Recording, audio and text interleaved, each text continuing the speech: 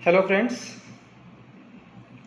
आज की क्लास का टॉपिक है क्लॉक्स एंड सर्कुलर मोशन। जैसा कि हमने पहली क्लासेस में जो पैटर्न फॉलो किया है, आई होप आपने मेरे नोट्स डाउनलोड कर लिए होंगे और उनको रेफरेंस के लिए अपने समक्ष ओपन कर लीजिए। It will help. तो क्लॉक्स एंड सर्कुलर मोशन, जैसा कि हमने कल एक होमवर्क दिया था क्लास की एंड में, आपको एक आइडिया दिया था कि आने वाला टॉपिक क्या है।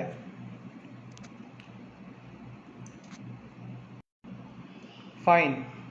तो आज का क्लास है क्लॉक्स एंड सर्कुलर मोशन।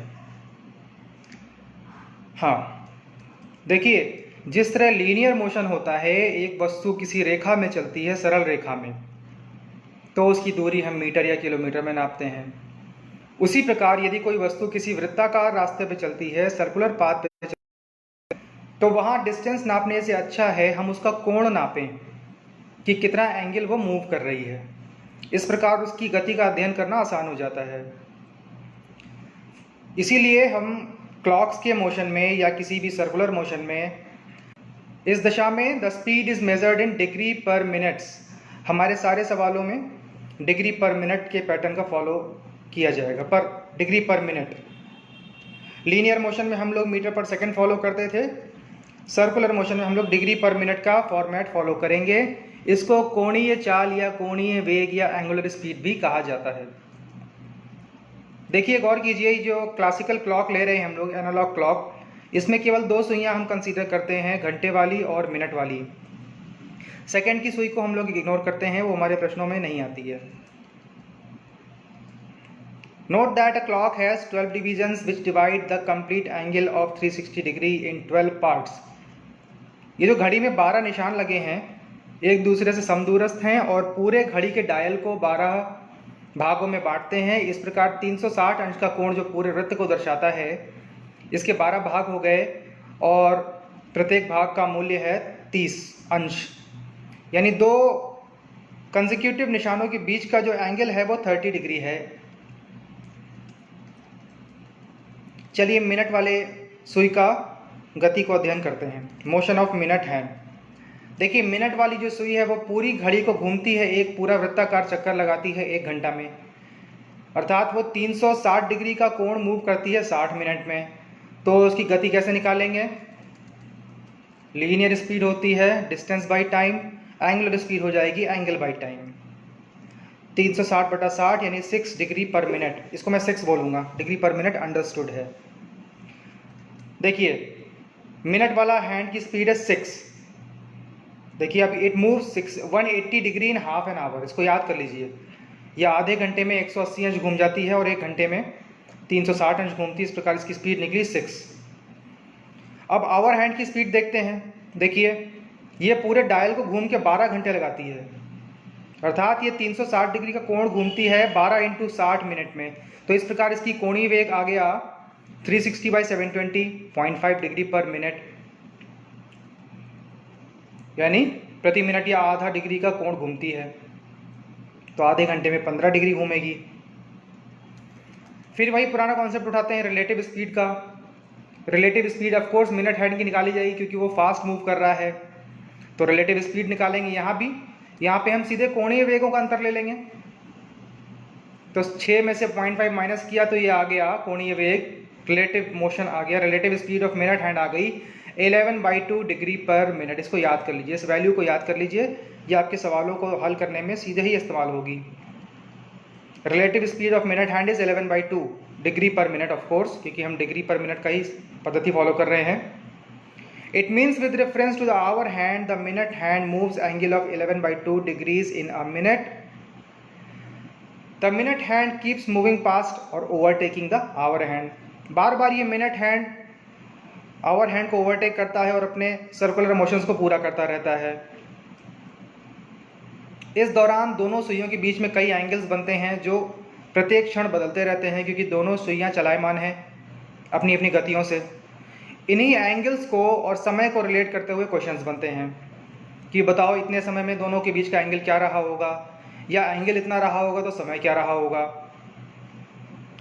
इसमें हम इस फॉर्मूले को ही फॉलो करेंगे जो रिलेटिव स्पीड आ रहा है।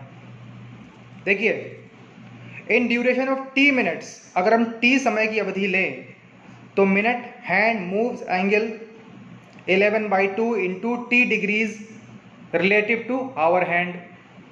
सिंपल है, रिलेटिव स्पीड को हम समयावधि से मल्टीप्लाई कर देंगे तो रिलेटिव एंगल मोशन आ जाएगा आपके पास। कितना रिलेटिव एंगल मूवमेंट हुआ, सापेक्ष कोण का विस्थापन कितना हुआ, रिलेटिव एंगल मूवमेंट कहते हैं, या रिलेटिव एंगुलर डिस्प्लेसमेंट भी कहते हैं। आप ये रिलेटिव एंगल मूवमेंट समझ लीजिए। अब जैसे आपको समयावधि पता है मिनट्स में, तो उसको 11/2 से मल्टीप्लाई कीजिएगा तो पता चल जाएगा कि मिनट हैंड आवर हैंड की तुलना में के सापेक्ष कितना कोण घूम गया। सापेक्ष गति का सिद्धांत यहाँ लग रहा है। चलिए क्वेश्चंस लेते हैं। दो प्रकार के क्वेश्चन बनते हैं। पहला क्वेश्चन यह होता है कि भाई डिफरेंट टाइम पे क्या क्या एंगल बनेगा, ठीक है। तो इसमें कुछ समय तो ऐसे हैं जो आप विजिबली देख सकते हैं क्या एंगल बन रहा होगा। उसका मैंने चार्ट बना दिया, उस चार्ट को आप याद कर लीजिए। इनफैक्ट सबको याद होगा ही, और याद नहीं भी है तो विजुलाइज करके आप स्वतः उसका मान निकाल सकते हैं। देखिए, 12 बजे दोनों के बीच का एंगल 0 है, ऑब्वियसली सुइयाँ ओवरलैप करती हैं। 1 बजे वो एंगल है 30 डिग्री, 11 बजे भी 30 डिग्री ही है। देखिए 11 बजे भी 30 अंश है, लेकिन 330 मैंने लिखा है क्योंकि हम कोणों को अगर एक दिशा में नापें, जैसे क्लॉकवाइज नाप के चलें, तो 30 डिग्री जो 1 बजे होता है वो 11 बजे 330 नजर आएगा। ओके, 2 बजे वो एंगल 60 डिग्री है, 10 बजे 300 है वो भी 60 डिग्री ही, लेकिन अगर आप क्लॉकवाइज मेजर करके देखें तो 300 नजर आएगा। कोणों की परिभाषा तो आपने पढ़ी है, acute angle, obtuse angle, counter clock, clockwise. तो ये चार्ट है। ओके, 6 बजे फिर ये घूम के 180 डिग्री हो जाएगा, अर्थात सुइयां एक सीधी रेखा में होंगी। यहां से नोट कीजिए, note that every hour angle increases by 30 degree. प्रत्येक घंटे में कोण जो है 30 अंश बदल जाता है। यहां पे थोड़ा याद कर लीजिए या फिर विजुलाइज करिए कि always note the motion of minute hand related to hour hand, यानी मिनट वाली सुई के मोशन को हमेशा घंटे वाली सुई के मोशन के तुलना में देखने का प्रयास कीजिए, विजुलाइज कीजिए। विजुलाइजेशन का बहुत महत्व है इस चैप्टर में, क्लॉक्स में, क्योंकि पहले तो शायद एग्जाम में घड़ी अलाउड होती थी, आप गोल डायल की घड़ी लेके चले गए, आपने विजुलाइज कर लिया। अभी आजकल यदि घड़ी नहीं अलाउड है या गोल डायल की घड़ी नहीं आपके पास, तो आपको विजुलाइज करना पड़ेगा। अब दो परिस्थितियां बनती हैं इसमें। कुछ ड्यूरेशन दिया है, समयावधि दी है, उस दौरान उनका मूवमेंट देखा जा रहा है। हो सकता है उस दौरान मिनट वाली सुई घंटे वाली सुई को ओवरटेक कर जाए, या वो ओवरटेक ना कर पाए।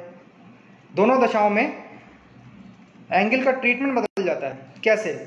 जैसे कल एक क्वेश्चन था कि एक फास्ट कार है जो स्लो कार के पीछे से आती है और उसके आगे निकल जाती है, ओवरटेक कर जाती है।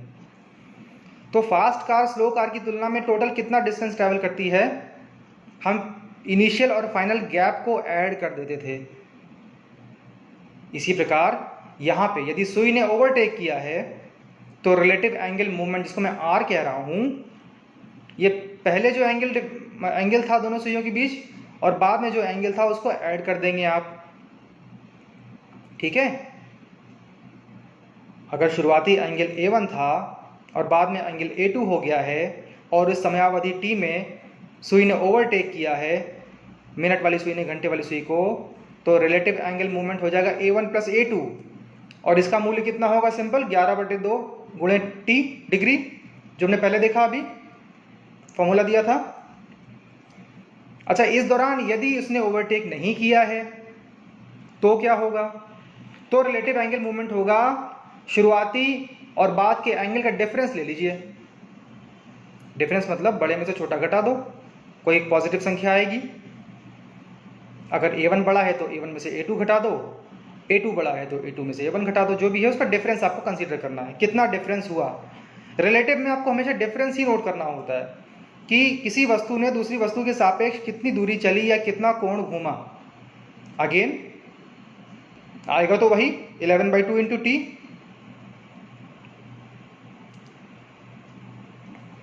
ठीक है। Example, find angle between hands at time 1:30, 1:30 AM या PM जो भी हो, उसमें टाइम, उन सुइयों के बीच का टाइम कितना, एंगल कितना बन रहा होगा। देखिए 1 बजे एंगल क्या होता है, टेबल में देखिए, ना भी देखिए टेबल तो आपको पता है 1 बजे 30 अंश बनता है, यानी A1 हो गया 30 अंश। 1:30 बजे जब टाइम बजेगा 1:30, दो और कीजिए, यहाँ पे बड़ी सुई ने छोटी सुई को ओवरटेक कर दिया है। ओवरटेकिंग के केस में हम लोग रिलेटिव एंगल मोमेंट निकालने के लिए दोनों एंगल्स को जोड़ देते हैं। बाद में यदि एंगल A2 है जो कि अज्ञात है, जो हमें निकालना है, तो रिलेटिव एंगल मूवमेंट हो जाएगा 30 प्लस A2। ओके।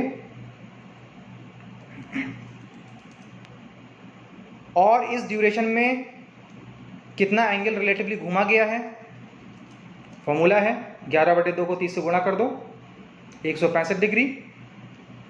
ठीक है, यानी इस ओवरटेक वाले केस में A1 प्लस A2 की वैल्यू हो गई 165। A1 आपको पता है तो आपने A2 निकाल लिया, 135 डिग्री आंसर आ गया। ठीक है, ये तो हुआ एक सीधा मेथड। इसको आप ऑल्टरनेट तरीके से भी कर सकते हैं। देखिए 1:30 बजे बड़ी सुई 6 पे है, छोटी सुई 1 और 2 के ठीक मध्य में है, तो आपको वो जो एंगल बन रहा है ना, 6 से लेकर 1:30 के मार्क के बीच का कोण निकालना है। 6 से लेकर 2 तक का एंगल आपको पता है, 30 गुणे 4 120। 1 और 2 के बीच का एंगल 30 होता है, लेकिन चूंकि सुई मध्य में है तो वो आधा एंगल 15 हो जाएगा। 120 में 15 जोड़ दिया, 135 आ गया। ठीक है, ये तो आपने विजुअली कर लिया। ये मेथड आसान तब होगा जब आपको समय दिया, जैसे 1:30, 2:30, 3:30, x आवर 30 मिनट टाइप का टाइम यदि है, तब तो आप देख के कर लोगे।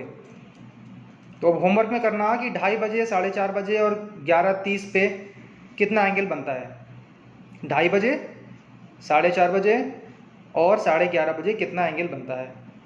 ओके, चलिए अगला प्रश्न लेते हैं। 1:10 पे क्या एंगल बनेगा, 1:10 पे क्या एंगल बनेगा। देखिए 1 बजे एंगल क्या था, वही 30 अंश। 1:10 पे मान लिया एंगल A2 है जो अज्ञात है।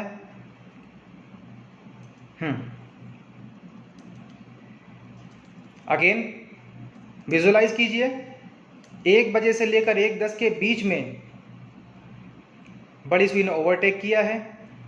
इस दशा में रिलेटिव एंगल मूवमेंट दोनों को जोड़ दिया जाता है, A1 प्लस A2। ओके, और ये मूवमेंट हुआ कितना होगा, ड्यूरेशन को 11/2 से मल्टीप्लाई कर दो, यानी 10 गुणे 11/2 आ जाएगा 55 अंश, 55 डिग्री। A1 का मूल्य पता है 30, A2 आ जाएगा 25 डिग्री। 1:10 पर दोनों सुइयों के बीच का कोण होगा 25 अंश।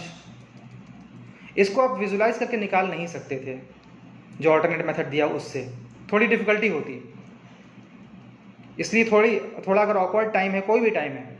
अगला एग्जांपल 4:17 पर क्या कोण बनेगा। इनिशियल एंगल 4 बजे कितना होता है, 120, ये तो याद होना चाहिए, टेबल याद कर लीजिएगा। ड्यूरेशन है 17 मिनट। 17 मिनट में रिलेटिव एंगल मूवमेंट कितना होगा, 17 गुणे 11/2, 93.5।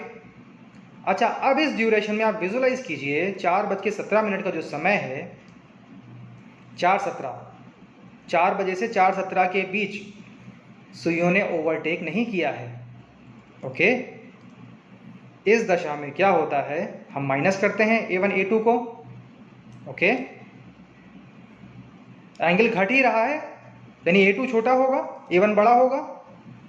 A1 93.5 है, सॉरी, हाँ, आपका A1 120 है, A2 अज्ञात है। A1 माइनस A2 पता है 93.5, तो A2 आ गया 26.5 डिग्री, यानी 4:17 पर कोण होगा 26.5 डिग्री। इस प्रकार आपको कोई भी समय दिया हो, 12:52, 3:27, कोई भी टाइम दिया हो, आप इस मेथड से सीधे निकाल सकते हैं। यहाँ पे विजुलाइज करने में मुश्किल आएगी, लेकिन आप इस मेथड को फॉलो करोगे तो सीधे आ जाएगा। हाँ, अगर 2 बजे, 2:30 बजे, 3 बजे, 3:30 बजे जैसा टाइम दिया है, तब आप विजुलाइज करके सीधे निकाल सकते हो।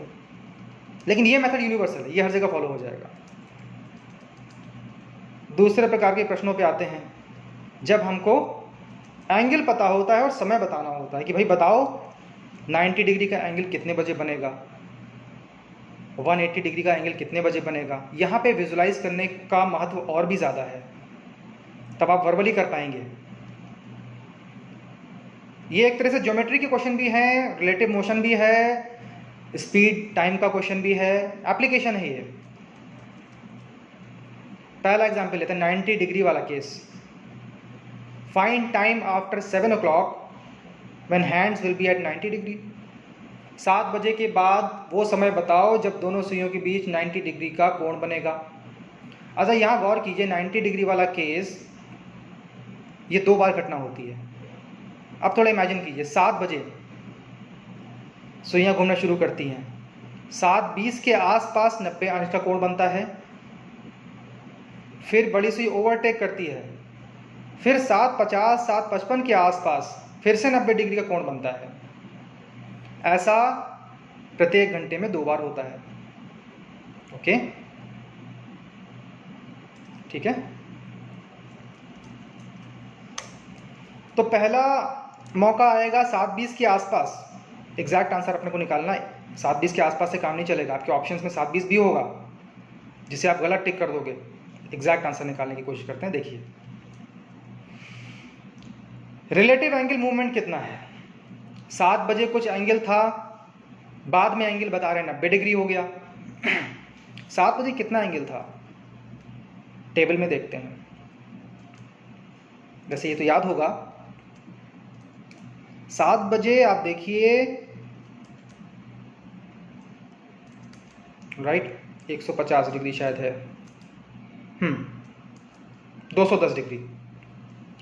210 डिग्री क्यों लिया, क्योंकि हम लोग एंगल को एक ही दिशा में लेके चलते हैं, क्लॉकवाइज या काउंटर क्लॉकवाइज। 7 बजे दोनों सुइयों के बीच एंगल 210 था, बाद में ये घट के 90 अंश हो गया। तो रिलेटिव एंगल मूवमेंट कितना आया, 210 माइनस 90, 120। पहला वो समय क्या होगा, उसको निकालने के लिए देखिए फॉर्मूला लिखा है मैंने ऊपर, find relative angle movement and divide by 11/2। ये सीधा फॉर्मूला है, ये एक सूत्री ये अप्रोच है। इस तरह के हर प्रश्न में यही करना है, find relative angle movement and divide by 11/2, find relative angle movement and divide by 11/2। तो रिलेटिव एंगल मूवमेंट 120 आ गया, उसको 11/2 से डिवाइड किया, आपके मिनट्स निकल के आएंगे, पास्ट 7। 7 बजे के बाद कितने मिनट का समय और बीतेगा, तो ये आ जाएगा 7 बजे 7 आवर्स एंड 240/11 मिनट्स। ये आप सरल करोगे तो लगभग ये 21 मिनट के आसपास आ रहा है, 7 आवर 21 मिनट्स कैलकुलेट करोगे तो। इस प्रश्नों के जो आंसर्स होते हैं ना, वो फ्रैक्शंस में होंगे और उनका डिनोमिनेटर 11 होगा ज़्यादातर केस में। हो सकता है ये 240/11 को और सिंप्लीफाई करके लिख दिया जाए, प्रॉपर फ्रैक्शन बना दिया जाए इसका। दूसरा वो मौका कब आएगा, दूसरा मौका आएगा 7:50 के आसपास, जब सुई ओवरटेक कर चुकी होगी। अगेन वही formula, find relative angle movement and divide by 11/2। Relative angle movement निकालिए। पहले सुई पीछे थी 210 डिग्री, बड़ी सुई, अब बड़ी सुई 90 अंश आगे निकल गई। तो पहले कार पीछे थी, बाद में कार आगे आ गई, तो रिलेटिव एंगल मूवमेंट हो गया 210 + 90 300। सेकेंड टाइम क्या होगा, 300/11/2, पास्ट 7। आंसर आ जाएगा 7 आवर्स 600/11 मिनट। ये 7 आवर्स 54 मिनट्स के आसपास आएगा लगभग। खुद से घड़ी बना के देखिए, ये 90 अंश बनता है एक क्षण के लिए केवल। ये 600/11 मिनट का मतलब हुआ कुछ सेकंड भी इसमें आएंगे, क्योंकि इंटीजर नहीं है। ओके, तो वो एक क्षण आएगा, एक पल ऐसा होगा जब ये कोण 90 अंश का हो जाएगा। आपके आंसर्स में 3-4 फ्रैक्शंस होंगे, ये दोनों फ्रैक्शन भी हो सकते हैं अगर मोर देन 1 करेक्ट वाला क्वेश्चन है तो। चलिए आगे आते हैं। 180 अंश का कोण कब बनता है। 180 अंश का कोण जब दोनों सुइयों के बीच में बनेगा तो वो दोनों सुइयां सरल रेखा में होंगी। ठीक है, तो सवाल ऐसा होगा, at what time soon after 1 o'clock the hands will be in a straight line. Formula वही है, find the relative angle movement and divide by 11/2। 1 बजे कितना था एंगल? 1 बजे था 30 अंश। ओवरटेकिंग वाला केस है। गौर करिए, ये इवेंट जब दोनों से अलाइन होती हैं ये 1:40 के आसपास होता है, 1:40 के आसपास। 1 बजे मिनट की सुई पीछे थी, 30 डिग्री पीछे थी। बाद में बता रहे हैं कोई अज्ञात समय है जब दोनों सुइयां 180 पे हैं, यानी कि बड़ी सुई आगे निकल के आ गई, ओवरटेक करती हुई आई और 180 अंश आगे आ गई। पहले 30 अंश पीछे थी, फिर 180 अंश आगे आ गई, तो रिलेटिव एंगल मूवमेंट कितना हुआ? 180 प्लस 30, 180 प्लस 30। ओके, इसे 11/2 से डिवाइड कर दीजिए। पास्ट 1 आवर, ये समय निकल के आ जाएगा। आंसर आएगा 420/11 मिनट्स पास्ट 1 o'clock। ये लगभग 1:38 के आसपास होता है। इसको विजुअलाइज कीजिए। ऑलराइट, अगला प्रश्न लेते हैं। दोनों सुइयां एक साथ कब होती हैं? जब वो एक साथ होंगी तो उनके मध्य का एंगल 0 होगा। फॉर्मूला वही है, find relative angle movement and divide by 11/2। सब कुछ मिनट्स में लिया जाएगा, आंसर मिनट में आएगा, एंगल डिग्री में लिया जाएगा। चलिए, 1 बजे के बाद ऐसा कब होगा? जब at what time soon after 1 o'clock the hands will be together. थोड़ा इमेजिन कीजिए, ये लगभग 1:05 के आसपास होता है। आंसर आपका 1:05 भी एक ऑप्शन होगा। जो वो टिक करेगा वो गलती करेगा, एग्जैक्ट हमको निकालना होता है। रिलेटिव एंगल मूवमेंट कितना हुआ? पहले भाई मिनट वाली सुई 30 अंश पीछे थी, अब वो उसके बराबर में आ गई, यानी मिनट वाली सुई ने 30 अंश ट्रैवल किया। रिलेटिव एंगल मूवमेंट हो गया 30 - 0 यानी 30। इसको 11/2 से डिवाइड कर दो, आ जाएगा 1:60/11 मिनट। ओके, तो ये वो समय होगा जब सुइयां एक दूसरे पे ओवरलैप कर रही होंगी, अर्थात बीच का कोण 0 होगा।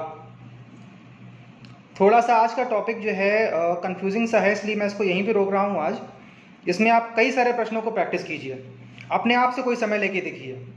7:10, 6 बजे के बाद 90 डिग्री कब बनेगा? ओके, और इसमें ध्यान दीजिएगा, इस तरह के प्रश्नों का जो जवाब होगा उसमें एक फ्रैक्शन आती है, उस फ्रैक्शन का डिनोमिनेटर 11 होता है। कुछ इससे अपने आंसर की करेक्टनेस को चेक करने का भी तरीका है। भाई 11/2 से जब भाग दोगे तो 2 से गुणा करोगे और 11 से भाग दोगे। 11 से डिवाइड होने वाली संख्याएं कम हैं क्योंकि 11 प्राइम नंबर है, तो 11 अभाज्य सा रह जाएगा और नीचे रहेगा, फ्रैक्शन इंटीजर में नहीं कन्वर्ट होगी, चांसेस कम है। आगे इसमें कुछ और क्वेश्चन बनते हैं क्लॉक्स में कि ये क्लॉक स्लो है, इसकी स्लो होने की टेंडेंसी है, बताओ 4 दिन बाद वो सही समय क्या दिखा रही होगी यदि 11 बजा है उसमें, तो ऐसा करके ये हम क्वेश्चंस लेंगे, आगे लेंगे। फिलहाल मैं चाह रहा हूँ कि आप इस टॉपिक को मास्टर कीजिए, क्लॉक्स का जो एंगुलर रिलेशन है, एंगुलर, क्योंकि इसका क्वेश्चन आता ज़रूर है, गाहे बगाहे क्वेश्चन आ जाएगा। क्वेश्चन डायरेक्टली भी आ सकता है, डेटा सफिशिएंसी के रूप में आ सकता है, या फिर रीजनिंग के रूप में आ सकता है। तो इसको आप प्रैक्टिस कीजिए, समझिए, और साथ में होमवर्क दिया हुआ है, होमवर्क कीजिएगा। 3 प्रश्न हैं।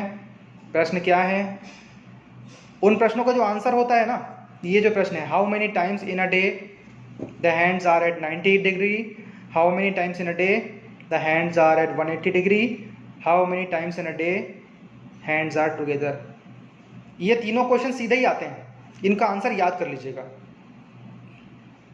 मैथ्स में ऐसा कई बार होता है कि आप एक सवाल हल करते हैं, फिर उसका आंसर वैसे ही वैसे याद करने लायक होता है, क्योंकि वो एक स्टैंडर्ड रिजल्ट होता है। तो ये प्रश्न सीधा आएगा, ट्रू फॉल्स के रूप में आ जाएगा कि भाई बताओ कि एक दिन में कितना बार ओवरलैप करता है सुइयां, या सरल रेखा में होती हैं या 90 अंश में होती हैं। तो ये आप इनको निकालिए और इसका आंसर याद करके एकदम रेडी रखिए। क्वेश्चन आएगा सीधे टिक करना होगा। बाकी कैलकुलेट कैसे करना है वो ऊपर दिया ही हुआ है। इसके सवाल हम बाद में भी लेंगे, इनको रिपीट करेंगे। आज संडे इसलिए क्लास में ब्रीफ रख रहा हूँ, इसको यहीं वाइंड अप करता हूँ। अभी कुछ एक टॉपिक बचे हुए हैं, उनको हम अब तेज़ी से कंप्लीट करने की कोशिश करेंगे। अप्रोच ये रखें कि एक ब्रीफ इंट्रोडक्शन देके सीधे फॉर्मूले पे आ जाएंगे और सवालों को सॉल्व करते जाएंगे, क्योंकि अब आपका सिलेबस कंप्लीट करने की ओर प्रयास हो रहा है। इसलिए मैं चाहूँगा ये जो टॉपिक है, हालांकि है तो छोटा सा टॉपिक, लेकिन ये प्रीलिम्स में क्रूशियल रोल प्ले करता है।